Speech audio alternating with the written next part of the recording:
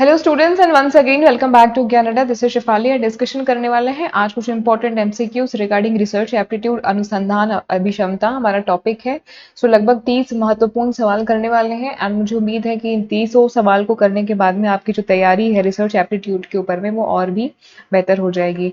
तो फटाफट आप सभी लोग जुड़ जाएं, फिर स्टार्ट करते हैं आज का सेशन। कुछ स्टूडेंट्स बार बार ये सवाल कर रहे हैं कि मैम प्लेलिस्ट वाले सेक्शन में टीचिंग एप्टीट्यूड की सीरीज नहीं मिल रही है। तो देखिए मैं एक बार आपको स्क्रीन पर दिखा देती हूँ। जो जुड़ चुके हैं वो एक बार ध्यान से स्क्रीन की तरफ देखिए। देखिए प्लेलिस्ट वाला सेक्शन है। जब आप इस पे क्लिक करेंगे प्लेलिस्ट वाले सेक्शन में, पहले तो आप यूट्यूब पे चले जाना, वहां सर्च कर लेना ज्ञान अड्डा। यहाँ पे जाकर के ज्ञान अड्डा बाय शेफाली सर्च कर लेना। जब ये सर्च करोगे तो एक चैनल ओपन होके आएगा ज्ञान अड्डा बाय शेफाली के नाम से। फिर वहां पे जब खोलोगे तो प्लेलिस्ट का ऑप्शन दिखेगा। प्लेलिस्ट का ऑप्शन पे क्लिक करना और फिर आपके सामने एक विंडो ओपन हो जाएगा जिसमें आपको डिफरेंट डिफरेंट प्लेलिस्ट दिख जाएगी। ठीक, तो सबसे ऊपर रिसर्च एप्टीट्यूड की क्योंकि जो अपडेटेड प्लेलिस्ट होती है, मतलब जिसमें सबसे पहले लास्ट, जिसमें सबसे मतलब अपडेट वीडियोस पड़ी रहती है, उसमें मिल जाती है आपको क्या, उसमें मिल जाती है आपको ये इन्फॉर्मेशन, ये वीडियो। ठीक, तो पहला तो देखो क्या है कि रिसर्च एप्टीट्यूड का है, फिर ट्रेंडिंग टॉपिक का है, फिर आपको इस तरीके से काफी सारे वीडियोस यहाँ पे मिल जाएंगे। ठीक, यहाँ पे आपको देखो टीचिंग एप्टीट्यूड वाला भी मिल जाएगा। थोड़ा सा नीचे आओगे तो दिखेगा टीचिंग एप्टीट्यूड करके, ये दिख रहा है ना, जिसमें 22 वीडियोस ऑलरेडी पड़ी हुई है ये वाली। ठीक है, तो टीचिंग एप्टीट्यूड वाले वीडियो भी मिल जाएंगे आपको एंड हायर एजुकेशन सिस्टम के भी कुछ मिल जाएंगे। और प्रीवियस ईयर के जो क्वेश्चंस हैं देखो, यूजीसी नेट एमसीक्यू पीवाईक्यू इस नाम से है आपकी एमटी एक्सपेक्टेड क्वेश्चंस। ठीक है, इस पे क्लिक करोगे तो उस पर कुछ कुछ वीडियोस मिल जाएंगे। चलो, ये तो हमने समझ लिया कि किस तरीके से आप लोगों को प्लेलिस्ट सेक्शन में जाना है एंड चीज़ों को देखना है। गरडा पे नए हो, सब्सक्राइब नहीं किया है तो सब्सक्राइब कर लेना, साथ ही बेल आइकन को प्रेस कर लेना। आज करने वाले हैं कुछ इंपॉर्टेंट एमसीक्यूज रिगार्डिंग आपके रिसर्च एप्टीट्यूड अनुसंधान अभी क्षमता। थोड़ा सा कर लेते हैं इसको और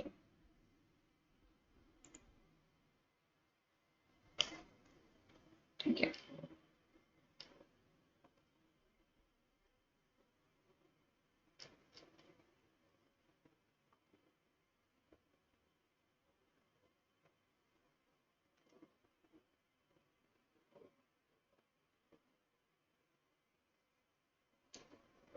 ठीक है, एमसीक्यूज मैराथन है ये, बिल्कुल मोस्ट एक्सपेक्टेड क्वेश्चंस हैं जो इस बार आपके आने की प्रबल संभावना है। जो आपका अक्टूबर में एग्जामिनेशन होने वाला है, बेसिकली 17 से 25 के बीच में जो आपका एग्जामिनेशन है।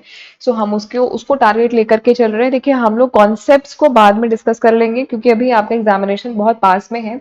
तो अभी हम लोग थोड़ा सा स्मार्ट स्टडी कर रहे हैं, ऐसे कि हम लोग लगा रहे हैं कुछ कुछ एमसीक्यूज। ठीक है, जो इंपॉर्टेंट एक्सपेक्टेड क्वेश्चन लग रहे हैं, क्योंकि मैं ये मान के चल रही हूँ कि आप लोगों ने तैयारी कुछ न कुछ इस विषय के ऊपर में, इस टॉपिक के ऊपर में पहले ही पढ़ा होगा, कुछ न कुछ आपकी पहले से प्रिपरेशन होगी। बिल्कुल रॉ तो आप होंगे नहीं, क्योंकि पहले आपका एग्जाम होने वाला था कब, 7 तारीख को। तो ये मैं मान के चल रही हूँ कि 7 तारीख के हिसाब से आपने कुछ कुछ प्रिपरेशन करी थी। तो अभी हम लोग टॉपिक्स में नहीं जा रहे हैं, अभी हम लोग सवाल पे आ रहे हैं।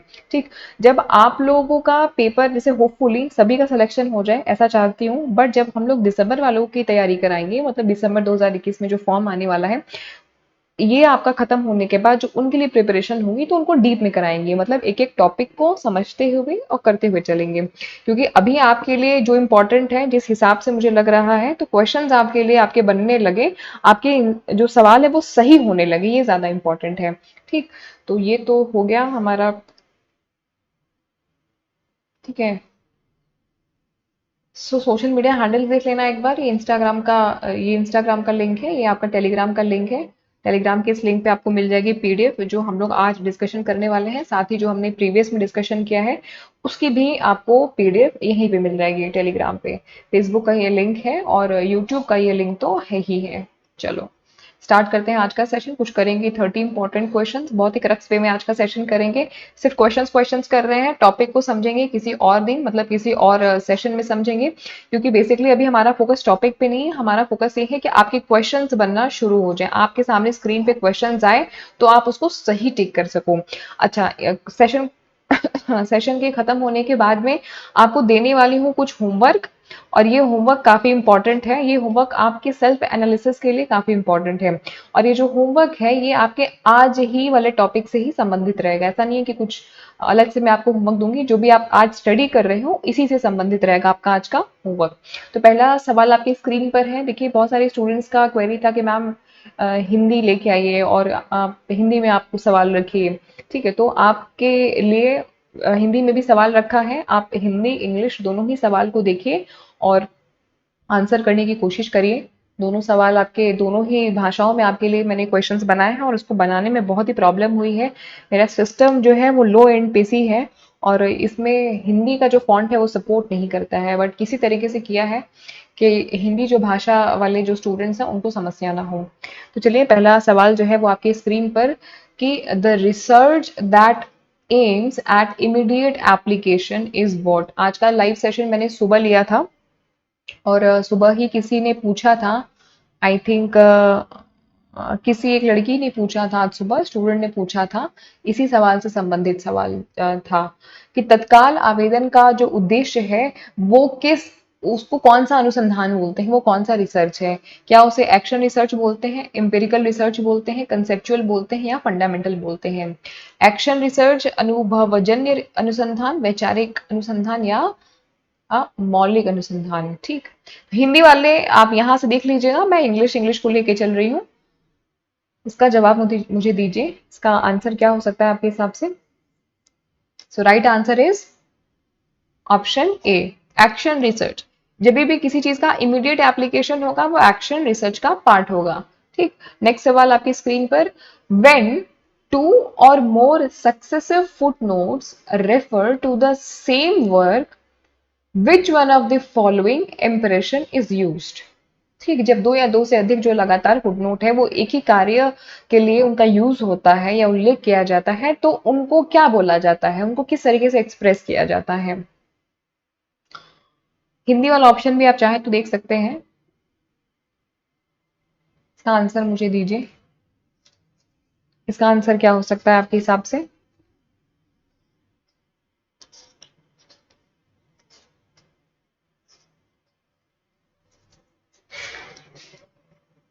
सभी के आंसर मुझे आ रहे हैं, फिर मैं आपको इसका आंसर राइट बताती हूँ कि इसका राइट आंसर क्या है। आप लोग एक बार अटेम्प्ट जरूर करिए। मैं देखती हूँ कि काफी सारे स्टूडेंट्स जो हैं वो देखते जरूर हैं वीडियो, बट वो अटेम्प्ट नहीं करते हैं, मतलब उस सवाल का जो जवाब है वो लगाते नहीं है, वो सिर्फ देखते हैं वीडियोस। देखिए, अगर आप इन्वॉल्व नहीं होंगे ना तो फिर आपको समझ में नहीं आएगा। तो जिस जब इस तरीके का एमसीक्यू सीरीज आप देखें, चाहे यहाँ चाहे किसी भी चैनल पे, तो आप कोशिश करिए कि आप इन्वॉल्व हो सके। ठीक है, उसका जो राइट आंसर है वो मैं बता दे रही हूँ। Right answer is option first, IBID। इसका फुल फॉर्म भी है, जिसको इबिडिम बोलते हैं। ये लैटिन वर्ड है, या लैटिन वर्ड से निकला हुआ है, ऐसा आप समझ सकते हैं, इबिडिम बोलते हैं। ठीक, इसका राइट आंसर इबिडिम है। ये लैटिन वर्ड है, ये आपका जो जो सेम ऑथर की जो बुक्स होती हैं उनको रेफर करने के लिए किया जाता है। जब आप किसी बुक या जर्नल को जब रेफर करते हैं तो ये इमीडिएट प्रोसीडिंग रेफरेंस भी इसको बोलते हैं। ठीक है, तो उसका राइट आंसर हो जाएगा ऑप्शन फर्स्ट। अगला सवाल आपकी स्क्रीन पर, 9 years old are taller than 7 year olds। ठीक है, this is example of a reference drawn from what. मतलब अगर 9 साल के बच्चे या 7 साल के बच्चे लंबे होते हैं, ये एक स्टेटमेंट बोल सकते हैं या एक उदाहरण बोल सकते हैं। तो ये किस संदर्भ का उदाहरण है। वर्टिकल स्टडी, क्या ये किस स्टडी के अंदर में आता है, किस रेफरेंस के अंदर में आता है। Vertical study, cross sectional study, time series, या एक्सपेरिमेंटल स्टडी।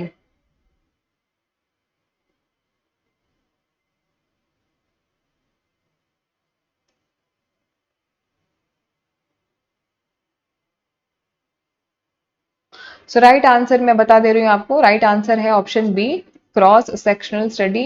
जब कंपैरिजन की बात होती है और एज की बात होती है, 9 years older are taller than 7 years older, जब इस तरीके की बात होती है, इस तरीके की रेफरेंस की बात होती है, तो हमेशा क्रॉस सेक्शनल स्टडी के अंदर में ये बात होती है। अगला सवाल आपकी स्क्रीन पर, कॉन्फ्रेंस आर मेंट फॉर, सम्मेलन क्या है। Multiple targets of group, group discussion, showcasing new research या ऑल ऑफ द अबव?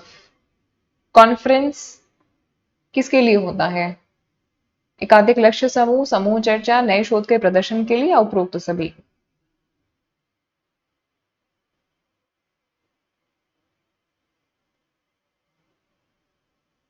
ठीक है, इसका जो राइट आंसर है वो है option D, all of the above. ये सभी के लिए यूज होता है। अगला सवाल आपकी स्क्रीन पर, x post facto research means what? पूछ रहा है कि एक्स पोस्ट फैक्टो जो रिसर्च है वो क्या है, उसका मतलब क्या है, ये सवाल है। पहला है the research is carried out after the incident, मतलब एक ऐसा अनुसंधान, एक ऐसा शोध जो कि घटना के बाद होता है। मतलब कि मूवीज में देखा है ना कि सारा सब कुछ हो जाने के बाद पीछे से पुलिस आती है ना, बस वही वाली बात है। ठीक, वो ये बोल रहा है। फिर the research is carried out prior to the incident, मतलब ऐसे एक ऐसे शोध की बात हो रही है जो किसी इंसिडेंट के होने के पहले किया जाता है। The research is carried out along with happening of research, मतलब चोरी हो रही है और रिसर्च भी हो रहा है साथ ही साथ, ऐसे बात समझिए। या डी ऑप्शन है the research is carried out keeping in mind the possibility of incident, मतलब जब चोरी हो रही है तो इंसान ये सोच करके चोरी कर रहा है कि पुलिस भी आ सकती है ना, या पुलिस जा रही है तो ये सोच के जा रही है कि चोरी हो सकती है। दोनों ही चीजें हैं। तो क्या क्या होता है एक्सपोस्ट फैक्टो? ये मैंने उदाहरण आपको इसलिए दिया ताकि सवाल से आपका ये जो कंसेप्ट है वो क्लियर हो जाए और कभी ये मिस्टेक ना हो। जब भी ये सवाल एग्जाम में आए तो ये आपका हो जाए। किसी न किसी शिफ्ट में ये सवाल जरूर पूछता है, घुमा फिरा करके हर साल ही पूछता है लगभग, किसी न किसी शिफ्ट में। काफी इंपॉर्टेंट क्वेश्चन है, मोस्ट रिपीटेड क्वेश्चन है रिसर्च एप्टीट्यूड का, ex post facto, most important question. चलिए इसका जवाब आप लोग सब लोग दीजिए, और सही जवाब इसका होना चाहिए। जो स्टूडेंट्स ऑलरेडी पढ़ चुके हैं उनके जवाब सही आने के हाई चांसेस है। चलिए, तो उसका जो राइट आंसर है वो है option first, the research is carried out after the incident, मतलब कि एक ऐसा अनुसंधान जो कि घटना के बाद होता है। मतलब कि जब पुलिस आती है, हमेशा मूवीज में आपने देखा होगा, तो चोरी हो जाने के बाद में आती है, तो जब घटना घटित हो जाती है उसके बाद अनुसंधान होता है, तो वो रिसर्च जो होता है वो एक्सपोस्ट फैक्टो रिसर्च के अंतर्गत में आता है। अगला सवाल आपकी स्क्रीन पर, विच of the sets of activities best indicate the cyclic nature of action research strategy? So action research की जो strategy होती है उसका एक cyclic nature होता है, मतलब उसको करने की एक प्रक्रिया होती है, process होता है। तो इसमें से वो क्या है process?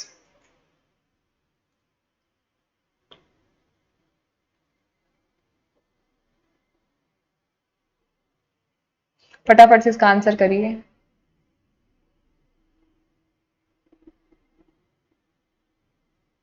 ठीक है, इसका जो राइट आंसर मैं बता दे रही हूँ आपको, राइट आंसर क्या है? राइट आंसर है ऑप्शन फोर।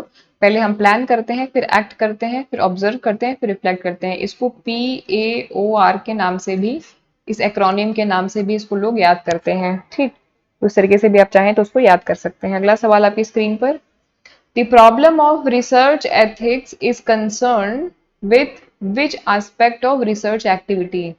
सो रिसर्च एक्टिविटीज की अगर समस्या की बात करें, प्रॉब्लम की बात करें, तो वो रिसर्च एक्टिविटी के कौन से एस्पेक्ट से संबंधित है? अनुसंधान नैतिकता की जो समस्या का संबंध अनुसंधान गतिविधियों के किस पहलू से है? ऑप्शंस हैं, following the prescribed format of thesis, data analysis through qualitative और quantitative technique, defining the population of research, या एविडेंस बेस्ड रिसर्च रिपोर्टिंग, साक्ष्य के आधार पर शोध की रिपोर्टिंग।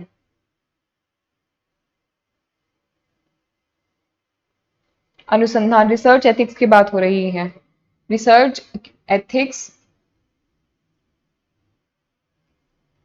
रिसर्च एथिक्स की बात हो रही है, ध्यान में रखिएगा। The problem of research ethics, ना हो तो हिंदी में पढ़ लो, कि जो अनुसंधान नैतिकता है, जो रिसर्च एथिक्स है, कि समस्या का संबंध अनुसंधान गतिविधियों के किस पहलू से है, मतलब रिसर्च एक्टिविटी के कौन से पहलू से है।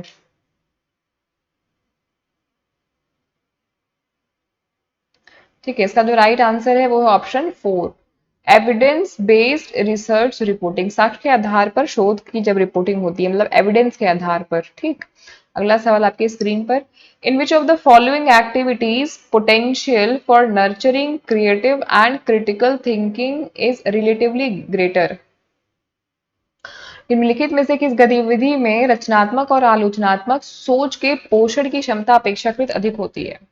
सवाल ये है। ऑप्शंस हैं प्रिपेयरिंग रिसर्च समरी, जब आप रिसर्च समरी को प्रिपेयर करते हो, या जब आप सेमिनार पेपर को प्रेजेंट करते हो, या जब आप रिसर्च कॉन्फ्रेंस में पार्टिसिपेट करते हो, या जब आप किसी वर्कशॉप में पार्टिसिपेट करते हो।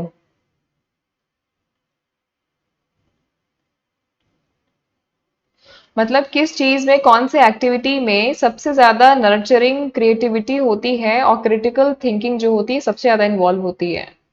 इनमें से आप कौन सी चीज जब करते हो तो सबसे ज्यादा क्रिटिकली सोचते हो और सबसे ज्यादा आप रचनात्मक हो जाते हो?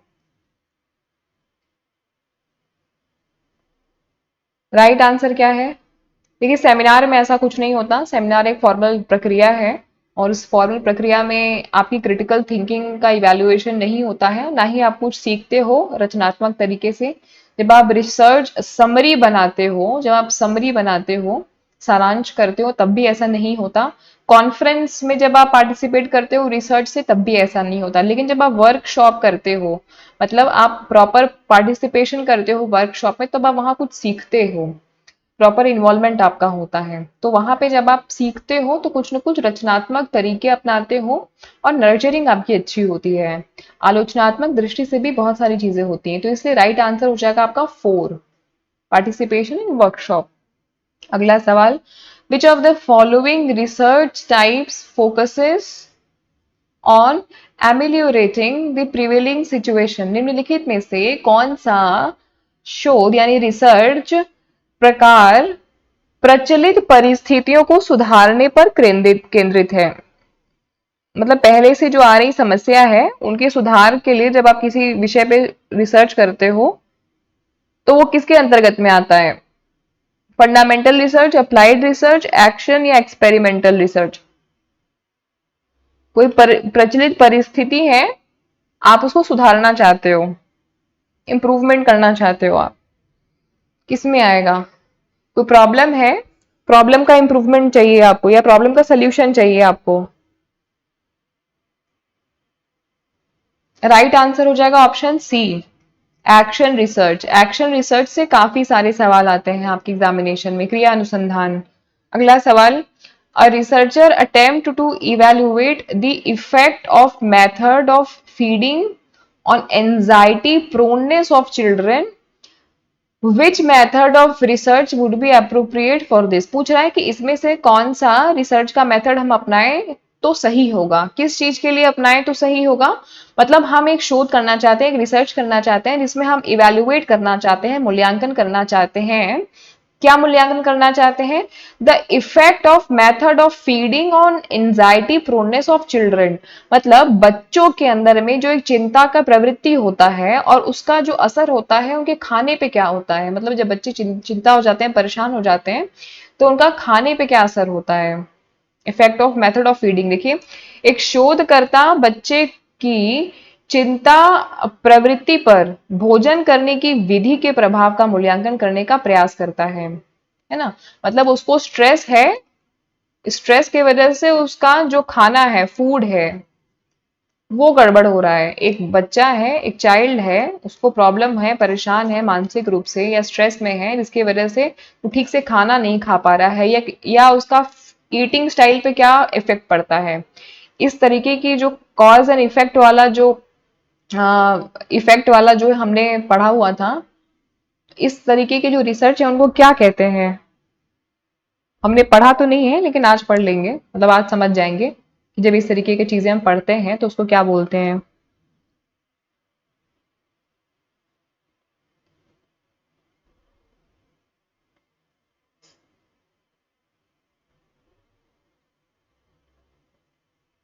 ठीक है, इसका जो राइट आंसर है वो मैं आपको बता दे रही हूँ। उसका राइट आंसर है ऑप्शन 3। इसको बोलते हैं एक्सपोज्ड इफेक्टो मेथड। मतलब ऑब्वियसली उसके खाने की प्रवृत्ति पे असर कब पड़ेगा? जब वो स्ट्रेस में आएगा। तो मतलब स्ट्रेस पहले हो रहा है, उसका इफेक्ट बाद में हो रहा है, उसके खाने पर हो रहा है। तो हमने अभी एक्सपोज्ड फैक्टो का मतलब समझा, जो आपका दूसरा सवाल था। तो उसमें यही यही था कि भाई आपका कोई प्रॉब्लम हो रहा है, प्रॉब्लम के बाद उसका सोल्यूशन हो रहा है, ठीक है। मतलब पहले प्रॉब्लम है, प्रॉब्लम जनरेट हो रही है, उसके बाद आप उस पर रिसर्च कर रहे हो या सोल्यूशन को फाइंड आउट करने की कोशिश कर रहे हो या उस पर आप रिसर्च कर रहे हो, तो ये आ जाता है एक्स पोस्ट फैक्टो। मतलब कि कोई चीज हो जाने के बाद में, स्ट्रेस पहले होगा तब उसके खाने पे उसका असर पड़ेगा, उसकी भूख प्यास मरेगी या जो भी चीजें होंगी, एक्स वाई जेड, है ना।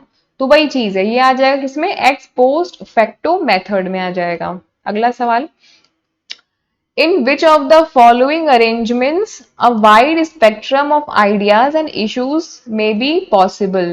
इन चारों में से अगर हम बात करें तो किसमें वाइडर एरिया में या वाइडर स्पेक्ट्रम में आइडियाज या इश्यूज पे हम लोग डिस्कशन कर सकते हैं या उन मुद्दों पे विचार कर सकते हैं?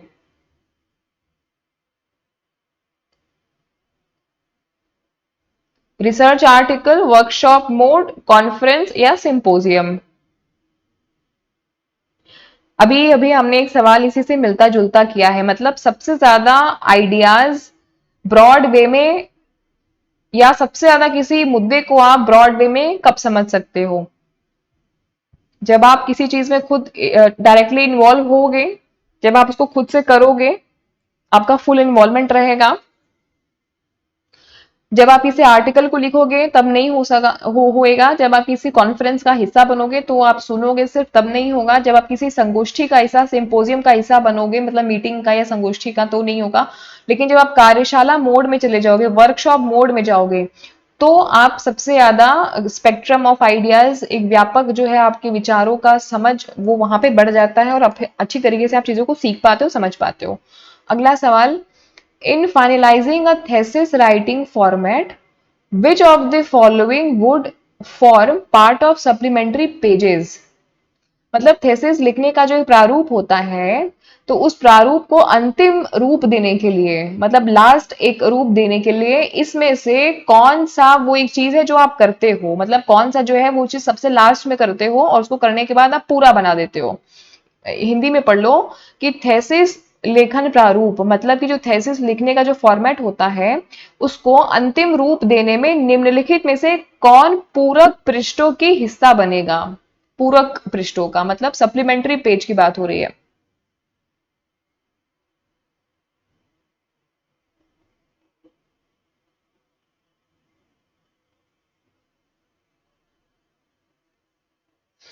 ध्यान से पढ़ना, सप्लीमेंट्री पेज की बात हो रही है, सप्लीमेंट्री पेज। ठीक है, राइट आंसर क्या होगा? राइट आंसर देखो, टेबल ऑफ कंटेंट सबसे पहले दिया जाता है, ऑप्शन टू तो नहीं होगा। ठीक, क्योंकि टेबल ऑफ जो कंटेंट है वो हमेशा, कोई भी बुक खोलोगे तो उसमें सबसे आगे लिखा रहता है, वो पूरक नहीं होता उसका।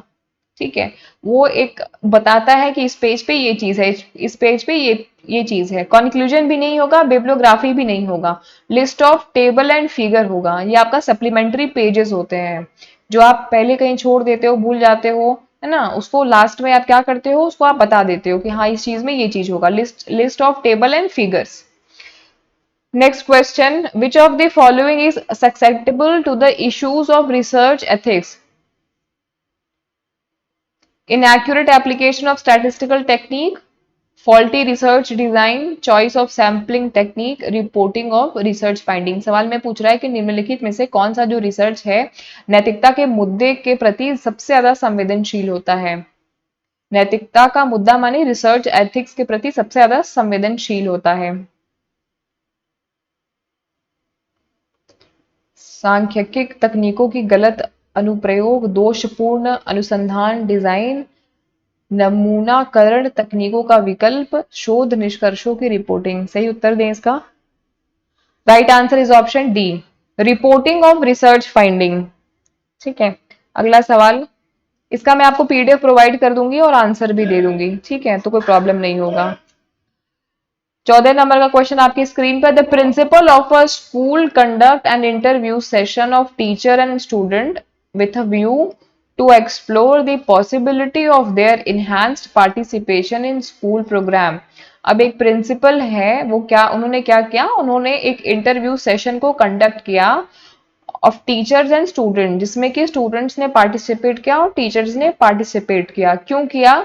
ये जानने के लिए क्या, एक्सप्लोर करने के लिए क्या कि जो पॉसिबिलिटी है स्टूडेंट्स की वो स्कूल के प्रोग्राम में कितना उनका पार्टिसिपेशन को और इनहांस किया जा सकता है, या स्कूल प्रोग्राम्स में जो भी जो चीजें हो रही हैं उनमें स्टूडेंट्स का जो पार्टिसिपेशन है उसकी पॉसिबिलिटी क्या हो सकती है, ये एक स्टडी किया जा रहा है। ठीक है, तो ये जो इस तरीके का जो स्टडी है, रिसर्च है, वो किस में कौन से क्या कौन सा रिसर्च बोलेंगे, evaluation research, fundamental research, action research या अप्लाइड रिसर्च।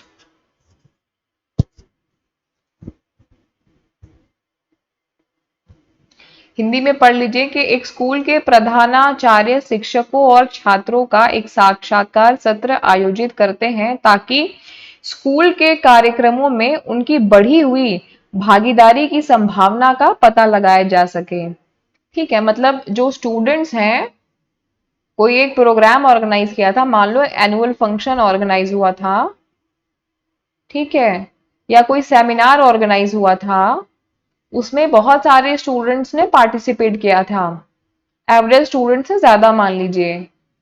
अब जो प्रिंसिपल था वो शॉक्ड हो गया कि अरे इतने सारे स्टूडेंट्स ने कैसे पार्टिसिपेट कर लिया। अब उसने क्या किया कि टीचर का और स्टूडेंट का दोनों का एक मीटिंग या इंटरव्यू सेशन जैसा कराया, ये पता करने के लिए कि ये जो प्रोग्राम हुआ था इसमें इतना ज्यादा नंबर ऑफ पार्टिसिपेशन कैसे हुआ।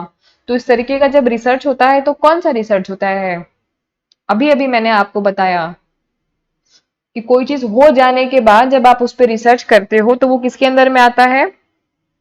सवाल को बड़े ध्यान से समझना, आपके सवाल का जो जवाब है वो सही आना चाहिए। ऑप्शन सी थर्ड होगा, एक्शन रिसर्च, ये आपका क्रिया अनुसंधान के अंदर में आता है। ठीक, क्योंकि आपने मीटिंग आपने पहले फंक्शन करा लिया या प्रोग्राम करा लिया, अब आप जानना चाहते हो कि इसमें जो पार्टिसिपेशन था वो ज्यादा था या कैसे ज्यादा हुआ, है ना, अब आप कारण जानना चाहते हो। तो आपने क्या कराया, आपने बोला कि हम एक टीचर का और स्टूडेंट्स का इंटरव्यू सेशन करा लेते हैं। ठीक, तो ये तो था आपका बात, क्वेश्चन ऑप्शन 3 सही है। मैं आपको ऑप्शंस के साथ में प्रोवाइड करा दूंगी पीडीएफ सही आंसर के साथ में। Question number 15, which sequence of research steps is logically in the list given below। नीचे लिस्ट दी है, आपको बताना है रिसर्च के सही स्टेप क्या हैं, मतलब अनुसंधान के अलग अलग चरण हैं, तो कौन सा सही स्टेप है वो आपको बताना है इन चारों में से। थोड़ा सा गौर करिए, देखिए। ऑब्वियसली सबसे पहले अगर आप किसी चीज में रिसर्च करेंगे तो आप पहले समस्या के बारे में जानेंगे कि समस्या क्या है ना, तो समस्या का निर्माण होगा तभी तो आप रिसर्च करेंगे। तो ऑप्शन यहाँ पे एलिमिनेशन मेथड अगर आप लगाएं तो ऑप्शन 2 कंप्लीटली एलिमिनेट हो जाएगा, क्योंकि इसमें पहला डेवलपमेंट ऑफ रिसर्च डिजाइन दिया है, तो ये तो यही एलिमिनेट हो जाएगा। अब फर्स्ट, थर्ड एंड फोर्थ में से आप देखिए कि क्या सही हो सकता है। हमेशा फर्स्ट और लास्ट पॉइंट पहले पकड़िए कि जब भी आप कोई भी फॉर्मुलेट करते हैं चीजों को तो फिर क्या होगा। फॉर्मुलेट आप कोई भी चीज करेंगे, आप हमेशा शुरुआत करेंगे तो समस्या से शुरुआत करेंगे, और समस्या का शुरुआत करने के बाद उसका एक निष्कर्ष होगा, मतलब कंक्लूजन होगा। तो पहला फॉर्मुलेशन होगा, दूसरा कंक्लूजन होगा, ये बात तो सही है। अब देख लीजिए कि कंक्लूजन किसमें नहीं है लास्ट में, इसमें नहीं है लास्ट में, तो ये भी एलिमिनेट हो गया, क्योंकि इसमें लास्ट में collection and interpretation of research device research evidence बोल रहा है, तो ये ऑप्शन भी एलिमिनेट हो गया। अब फर्स्ट में से या थर्ड में से सही एक होना चाहिए, तो इसका जो सही आंसर है वो है थर्ड। ठीक है, इसमें आपने पहले प्रॉब्लम को फॉर्मुलेट किया, फिर आपने हाइपोथेसिस परिकल्पना किया, फिर डेवलपमेंट ऑफ रिसर्च डिजाइन, आपने एक रिसर्च डिजाइन का मतलब अनुसंधान का एक डिजाइन आपने उसको विकसित किया, कलेक्शन ऑफ डेटा, फिर उसके ऊपर आपने कुछ डेटा को कलेक्ट किया, एंड आपने फिर डेटा को एनालिसिस भी किया कलेक्शन के बाद में, फिर आपने उसका विश्लेषण करने के बाद सामान्यकरण किया, जनरलाइजेशन किया, और फिर आपने एक निष्कर्ष निकाला। प्रॉपर चैनल, प्रॉपर तरीका यही है, थर्ड है आपका सही आंसर। देखिए, आप किसी भी प्रॉब्लम को पहले आइडेंटिफाई करते हो, फिर उसको रिव्यू करते हो, मतलब उससे संबंधित कोई भी इंफॉर्मेशन को सोर्स करते हो, वो आपकी प्राइमरी भी हो सकती है और सेकेंडरी भी हो सकती है। ठीक है, उसके बाद में आप सेट करते हो एक रिसर्च क्वेश्चन से ऑब्जेक्टिव या हाइपोथेसिस परिकल्पना बनाते हो, फिर आप रिसर्च डिजाइन चूज करते हो, सैंपल डिजाइन चूज करते हो, डेटा को कलेक्ट करते हो, प्रोसेस करते हो, डेटा को एनालाइज करते हो, और फिर एक रिपोर्ट को आप राइट ऑन करते हो। ये है पूरा रिसर्च प्रोसेस। अगला सवाल आपके स्क्रीन पर, इन qualitative research paradigm which of the following feature में बी कंसिडर्ड क्रिटिकल। गुणात्मक अनुसंधान में निम्नलिखित में से कौन सी जो विशेषता सबसे इंपॉर्टेंट मानी जाती है, महत्वपूर्ण मानी जाती है। क्वालिटेटिव रिसर्च की बात हो रही है, गुणात्मक अनुसंधान की बात हो रही है, इसमें से कौन सा सबसे इंपॉर्टेंट है। क्वालिटेटिव रिसर्च का सबसे इंपॉर्टेंट फीचर्स या कैरेक्टरिस्टिक्स क्या है। Data collection with standardised research tools, sampling design with probability sample techniques, data collection with bottom up empirical evidence, या data gathering to take with top down systematic evidences.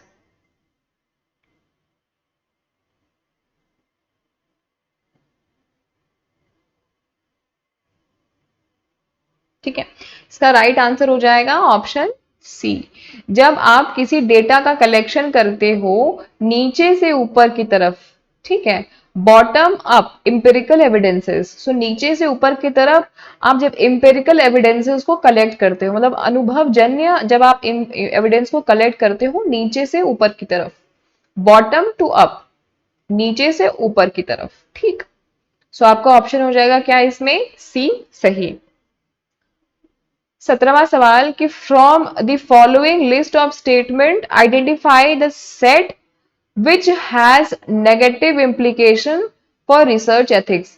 So research ethics के लिए यानी कि अनुसंधान नैतिकता के लिए इसमें से कौन सा वो पॉइंट है जो नेगेटिव है, मतलब नकारात्मक जिसका इंप्लीकेशन है, नकारात्मक प्रभाव पड़ता है रिसर्च एथिक्स के लिए, बोला जाए बेसिकली वो ठीक नहीं है। तो पॉइंट्स पढ़िए, पहला पॉइंट क्या है, a researcher critically looks at the finding of another research, मतलब एक शोधकर्ता क्या करता है कि दूसरे शोध के निष्कर्षों को गंभीरता से देखता है। दूसरा है related studies are cited without proper inference, मतलब जो एक संबंधित अध्ययन होते हैं, जो साइटेड स्टडीज होती हैं, संबंधित अध्ययन को उचित संदर्भ में बिना उद्धृत करता है, ठीक। Research findings are made the basis of policy making, जो भी रिसर्च की फाइंडिंग्स होती हैं वो पॉलिसी मेकिंग के आधार पे होती हैं, या conduct of practitioner in screen in terms of reported research evidence. पांचवा, research study is replicated with a view to verify the evidence from other researches. Both policy making and policy implementing processes are regulated in terms of preliminary studies. अब इस तरीके के जब भी questions आपके सामने हमेशा कोशिश करिए एलिमिनेशन मेथड लगाने की। आपको नेगेटिव इंप्लीकेशन वाली चीजों को पकड़ना है, ठीक है, कि किसका जो है असर आपकी रिसर्च एथिक्स पर या रिसर्च पर नेगेटिव तरीके से पड़ सकता है।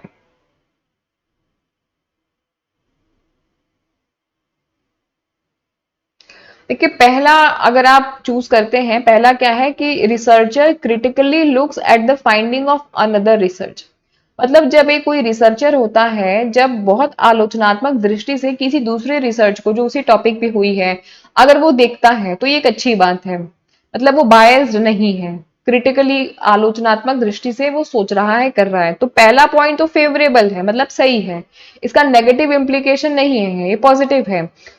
तो वन वाला जो है वो किसी में नहीं होगा क्योंकि सवाल में पूछा है कि नेगेटिव इंप्लीकेशन किसका पड़ेगा, तो वन वाला है तो ए कट हो जाएगा और डी कट हो जाएगा। अब बचा क्या, बी और सी। अब टू और टू दोनों में है, मतलब कि टू सही है, टू को पढ़ने की जरूरत ही नहीं है। अब क्या है इसमें, फोर और फोर सही है, फोर और फोर सही है, देखिए यहाँ पे ऐसे आप धीरे धीरे समझिए, फोर और फोर सही है, इट मीन्स कि फोर में भी दिमाग लगाने की जरूरत नहीं है, ये बिल्कुल सही है।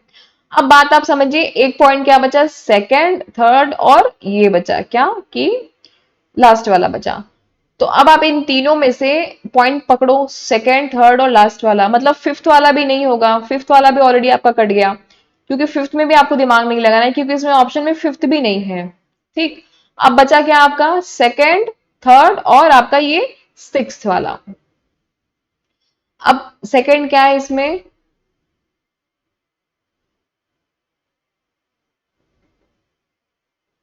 सेकंड तो आपका ऑलरेडी सही है ना, सेकंड तो ऑलरेडी आपका सही है। देखिए सेकंड आपका ऑलरेडी सही है, तो आपको सेकंड में भी दिमाग नहीं लगाना है। एलिमिनेशन मेथड से देखिए यही फायदा हो जाता है। अब बचा है इसमें थर्ड और ये वाला लास्ट वाला। तो थर्ड पॉइंट क्या है कि research finding are made the basis for policy making. मतलब कि जो शोध के जो निष्कर्ष होते हैं, जो रिजल्ट होते हैं, उनको पॉलिसी मेकिंग के आधार पे बनाया जाता है। मतलब पॉलिसी के आधार पर रिसर्च फाइंडिंग्स होती हैं।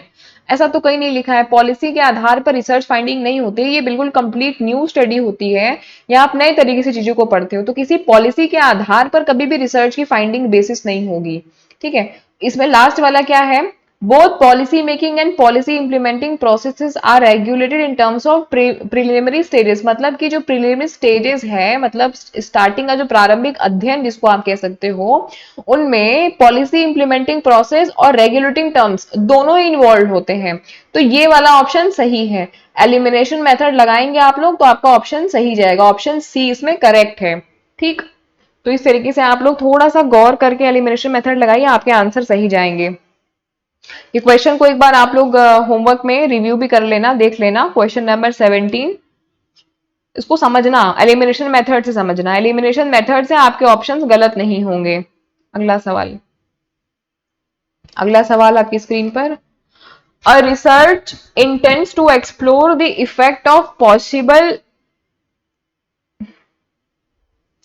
Possible factors of the organisation for the organization of effective midday meal intervention, which research method will be most appropriate for the study।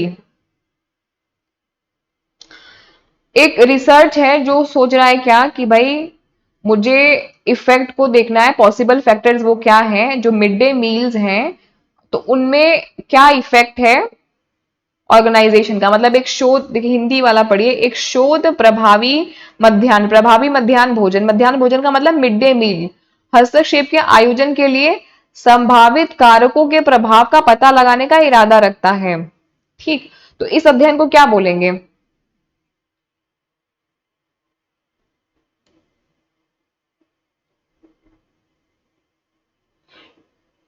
सही आंसर करिए। Historical method, descriptive survey method, experimental या ex post facto.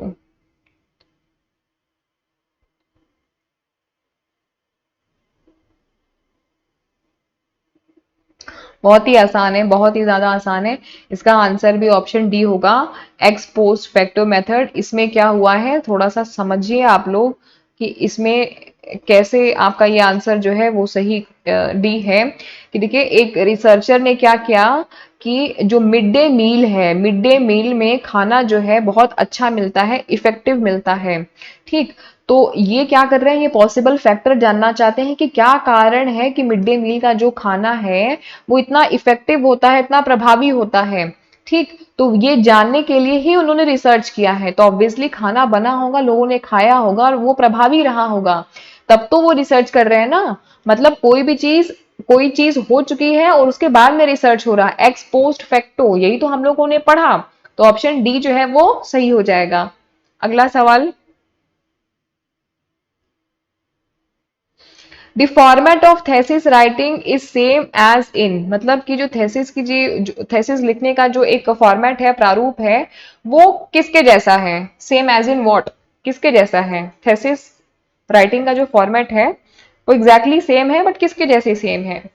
Preparation of research paper या article, जैसे कि हम लोग research paper या article लिखते हैं, बिल्कुल वैसे ही हम लोग थेसिस राइटिंग भी करते हैं। या राइटिंग ऑफ सेमिनार प्रेजेंटेशन, जैसे हम लोग सेमिनार प्रेजेंटेशन करते हैं उस वैसे ही हम लोग करते हैं। या रिसर्च डिजर्टेशन करते हैं, मतलब जब एक रिसर्च के ऊपर में हम लोग निबंध लिखते हैं, डिजर्टेशन का मतलब निबंध लिखना, तो उसकी जो प्रोसेस होती है, फॉर्मेटिंग होती है, वो बिल्कुल वैसे ही होती है। या प्रेजेंटिंग अ वर्कशॉप या कॉन्फ्रेंस पेपर, जब हम लोग वर्कशॉप या कॉन्फ्रेंस पेपर को प्रेजेंट करते हैं तो उसका फॉर्मेटिंग थेसिस राइटिंग का फॉर्मेटिंग सेम होता है। सवाल पूछा है कि किसके, मतलब सेम किसके साथ में होता है? थेसिस राइटिंग का जो फॉर्मेट है वो इनमें से किससे मिलता जुलता है या सेम होता है? ऑप्शन सी हो जाएगा सही। जो एक रिसर्च पे जब लोग निबंध लिखते हैं, डिसर्टेशन लिखते हैं, तो बिल्कुल वैसा ही थेसिस राइटिंग का भी फॉर्मेट होता है।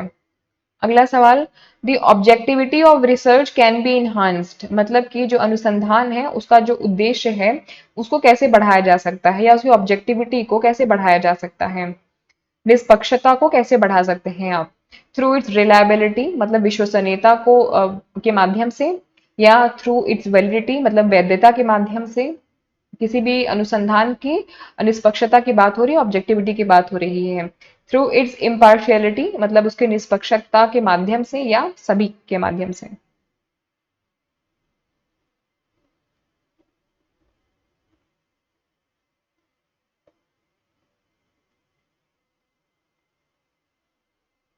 ठीक है, राइट आंसर हो जाएगा option D, all of the above. अगला सवाल, the assumption are formulated on the basis of what, मान्यताओं के आधार पर तैयार किया जाता है इनमें से क्या?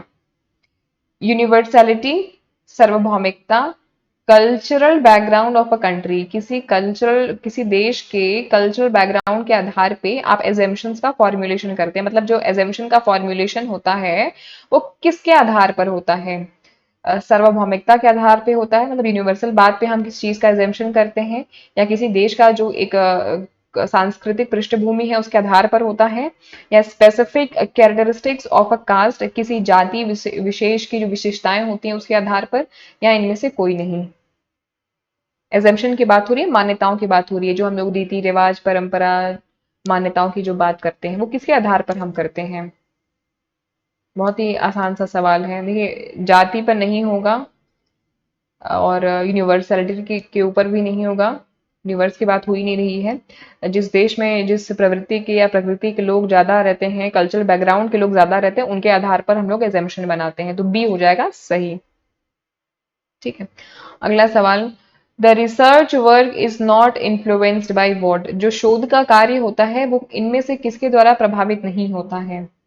The researcher himself, his pre-established assumption, the curse of some other researchers, या wrong calculation।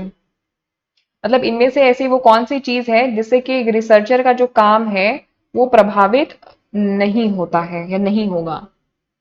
देखो, अगर रिसर्चर खुद से चाहे तो अपना रिसर्च को प्रभावित कर सकता है, तो इससे तो प्रभावित होगा, मतलब रिसर्चर खुद जिम्मेदार हो सकता है अपने रिसर्च वर्क को प्रभावित करने के लिए।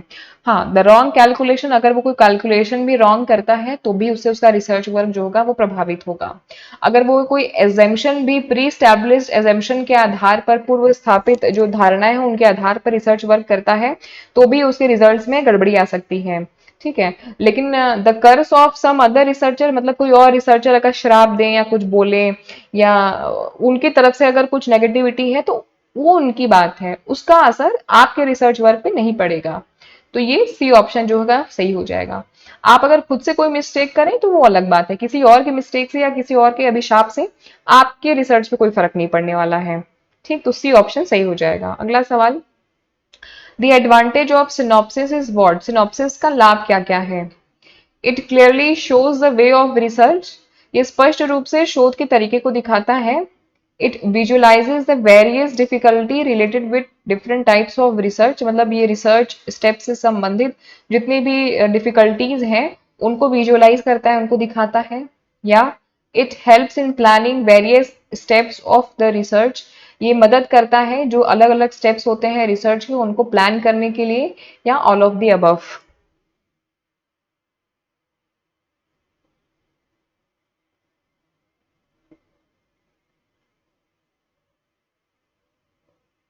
ठीक है, राइट आंसर हो जाएगा option D, all of the above. Research synopsis में ये तीनों ही चीजें इंक्लूड होती हैं। अगला सवाल, हाइपोथेसिस क्या है?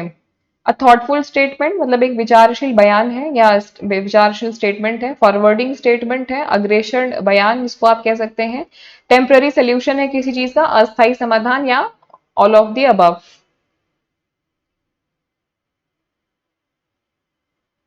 ठीक है, राइट आंसर हो जाएगा option D, all of the above, इनमें से सभी है। जब आप एक परिकल्पना बनाते हैं तो आप सोच समझ के बनाते हैं, और एक अग्रेषण बयान आप पहले से ही कोई एक बयान दे रहे होते हैं कि ये चीज है या ये चीज नहीं है। और हाइपोथेसिस एक टेम्पररी सोल्यूशन भी हो सकता है। ठीक, किसी बात के लिए आप पहले से ही कुछ चीज रिसर्च कर रहे हैं तो आप एक पहले से सोल्यूशन लेके चल सकते हैं, वो एक बात है। अगला सवाल आपकी स्क्रीन पर, research problems available in field of philosophy are called as what, मतलब कि अगर दर्शन शास्त्र के या दर्शन के क्षेत्र में अगर कोई रिसर्च प्रॉब्लम है तो उसको आप किस नाम से जानेंगे, कौन सी प्रॉब्लम कहेंगे? फिलोसफिकल प्रॉब्लम, दार्शनिक समस्याएं, हिस्टोरिकल प्रॉब्लम, प्रेजेंटेबल प्रॉब्लम या इनविजिबल प्रॉब्लम?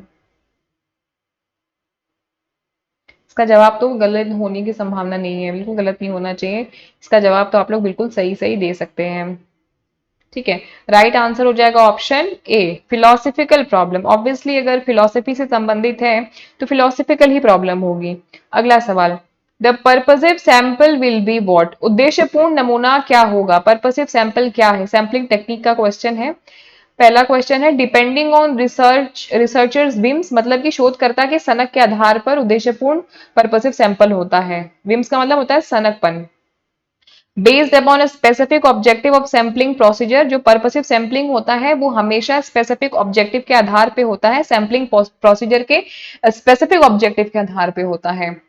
सी है based on excellent method of sampling, मतलब कि सैम्पलिंग के एक्सीलेंट मेथड के आधार पे होता है। नन ऑफ द अबव, इसमें से कोई नहीं।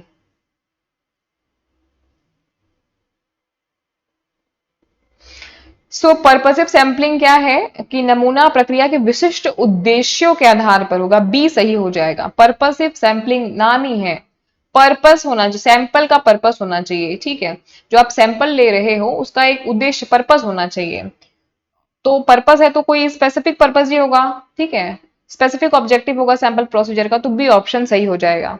अगला सवाल, in the process of conducting research formulation of hypothesis is followed by what. ठीक है, मतलब जो एक प्रक्रिया होती है रिसर्च की तो उसमें हम लोग हाइपोथेसिस का फॉर्मुलेशन करते हैं। तो ये किस, इसमें क्या होता है, ये किस चीज का अनुसरण करता है? ठीक है, जब आप फॉर्मुलेशन ऑफ हाइपोथेसिस करते हो, एक परिकल्पना का आप जब सूत्रीकरण करते हो, फॉर्मुलेशन करते हो, तो फिर आप वो किस प्रक्रिया के अंतर्गत में है या वो किसका अनुसरण किया जाता है? Statement of objective, analysis of data, selection of research tool या collection of data?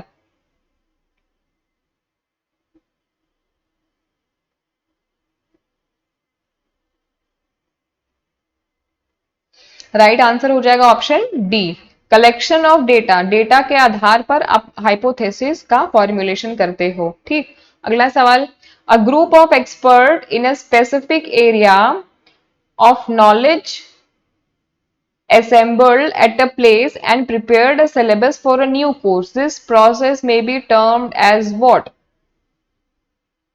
Seminar, workshop, conference या सिंपोजियम? मतलब ग्रुप ऑफ एक्सपर्ट हैं, स्पेसिफिक स्पेसिफिक एरिया के एक्सपर्ट हैं, उनको कुछ कुछ नॉलेज है अपने अपने एरिया का, और वो सब लोग एक प्लेस पे इकट्ठे हो गए, असेंबल हो गए, इकट्ठे हो गए एक प्लेस पर, and prepared a syllabus for a new course, और उन्होंने एक नए कोर्स के लिए सिलेबस को प्रिपेयर किया है। तो इस प्रोसेस को क्या कहेंगे?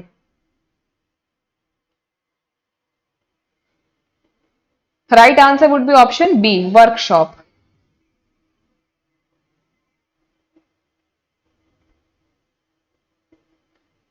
अगला सवाल, a research paper is a brief report of research work based on what?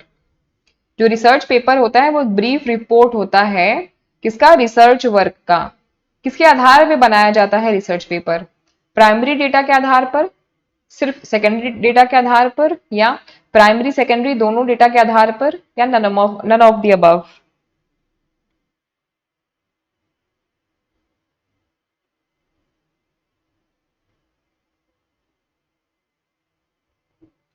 Right answer would be option C, primary और सेकेंडरी डेटा के आधार पर। अगला सवाल, research ethics do not include, अनुसंधान नैतिकता इन चारों में से क्या इंक्लूड नहीं करता है? ऑनेस्टी, सब्जेक्टिविटी, इंटीग्रिटी या ऑब्जेक्टिविटी? ईमानदारी, विषय परकता, या इंटीग्रिटी को भी ईमानदारी ही बोलते हैं, या निष्पक्षता?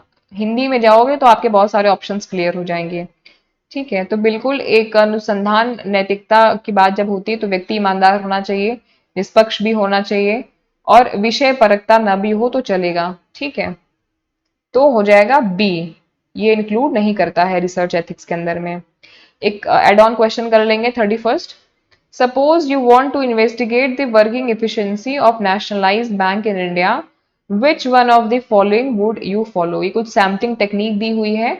आपको सपोज करना है कि कुछ इन्वेस्टिगेशन करना है। आपको क्या इन्वेस्टिगेशन करना है कि बैंक ऑफ इंडिया जो कि एक नेशनलाइज्ड बैंक है, वहां पे क्या वर्किंग इफिशियंसी है लोगों की, मतलब जो लोग काम करते हैं तो कितनी इफिशियंसी के साथ में वो काम करते हैं। ठीक है, आपको ये मतलब उनकी कार्य कुशलता को आपको क्या करना है, वो चेक करना है। तो आप कौन सा सैम्पलिंग टेक्निक अपनाएंगे? Area sampling, multi state sampling, sequential sampling या quota sampling? Add on question है। ठीक है, ऑप्शन जो है मैं बता दे रही हूँ आपको क्या है। ऑप्शन जो है वो सी सही है, सिक्वेंशियल सैम्पलिंग होगा। ठीक है, सिक्वेशन सैम्पलिंग को अप्लाई करके आप इन्वेस्टिगेशन करते हैं, किसी की वर्किंग एफिशिएंसी को जानना है नेशनलाइज्ड बैंक में या कहीं भी इस तरीके का। आप ग्रुप में या इंडिविजुअल आप इंटरव्यू करते हैं, सेशन करते हैं, चाहे ग्रुप में करते हैं चाहे इंटरव्यू करते हैं, और आप वहाँ की वर्किंग एफिशिएंसीज को जानते हैं और समझते हैं। सो आई होप कि आपने आज का सेशन एंजॉय किया होगा। प्लेलिस्ट सेक्शन में आपको मिल जाएगी कंप्लीट ये सारी जो वीडियोस हैं, टीचिंग एप्टीट्यूड की भी मिल जाएंगी, रिसर्च एप्टीट्यूड का तो हम लोग करा रहे हैं। आज के सेशन की जो पीडीएफ है, पीडीएफ भी मिल जाएगी, साथ में सही आंसर के साथ में मैं आपको लगा करके टेलीग्राम पे ड्रॉप कर दूंगी। कल वाली भी पीडीएफ शेयर मैं कर नहीं पाई हूँ, तो कल वाली भी शेयर कर दूंगी। टेलीग्राम को ज्वाइन कर लेना, क्योंकि पीडीएफ आपको टेलीग्राम पे ही मिलेगी। ठीक है, चैनल पे नए हो, सब्सक्राइब नहीं किया है, सब्सक्राइब कर देना, साथ ही बेल आइकन को प्रेस कर देना। वीडियो इन्फॉर्मेटिव लगा, अगर अच्छा लगा तो बिल्कुल से लाइक शेयर सब्सक्राइब होता रहना चाहिए। मैं देखती हूँ कि अगर 50 लोगों ने लाइक किया है तो कोई एक डिसलाइक कर रहा है, पता नहीं कौन है। उनको कोई अगर समस्या है, भाई मैंने कुछ आपको कह दिया है या कोई समस्या है या कोई समाधान है, कोई क्वेरी है तो पूछ लो, है ना। क्योंकि 50 लोगों के डिसलाइक रहते हैं और एक डिसलाइक अलग से दिखता है तो उस पर नजर बहुत तेज जाती है ना। तो समझ में आ जाता है कि शायद कोई हमारी बात से शायद नाखुश है, या किसी को हमने कुछ कह दिया हो बातों ही बातों में तो उनको बुरा लग गया हो। तो भैया मैं माफी मांग ले रही हूँ, सॉरी भी बोल दे रही हूँ। आपको हर्ट करने का या ऐसा कुछ मेरा इंटेंशन नहीं है। हाँ, अगर नहीं समझ में आ रहा है, इस वजह से डिसलाइक किया है, तो मुझे जरूर से बताएं कि क्या चीज है जो आपको नहीं समझ में आ रही है, या कहाँ पे आपको लग रहा है कि इंप्रूवमेंट का स्कोप है, तो वो भी आप मुझे बताएं। बहुत ही क्रक्स वे में आज का सेशन करना था, इसलिए हम लोगों ने सब कुछ पॉइंट टू पॉइंट किया। होमवर्क ये है कि आज के पूरे सेशन में जो भी टॉपिक आपको नया लगा या जो भी वर्ड आपको नहीं समझ में आया, उसके बारे में करना है आपको रिसर्च, उसके बारे में आपको खुद से पढ़ना है और समझना है और उसकी नोट्स बनानी है। तो आपका क्या होगा कि वो कंसेप्ट क्लियर हो जाएगा, चाहे वो वर्ड आपके ऑप्शंस में रहा हो, चाहे वो वर्ड क्वेश्चंस में रहा हो, ठीक है, कहीं भी रहा हो, उस वर्ड के बारे में आपको जानना है, उस वर्ड के बारे में आपको डिटेलिंग करनी है। ठीक है, इससे क्या होगा कि इससे वो सारे जो वर्ड्स हैं या जो चीजें हैं वो आपके क्लियर हो जाएंगी, कंफर्म हो जाएंगे। चैनल पे नए हो, सब्सक्राइब नहीं किया है, सब्सक्राइब कर लेना। Be passionate and be your own motivation. मिलते हैं अगले सेशन में कुछ नए क्वेश्चंस के साथ में, नए नोटिस के साथ में, नई इन्फॉर्मेशन के साथ में। तब तक अपना ख्याल रखें। Ta-ta bye bye, take care, good night.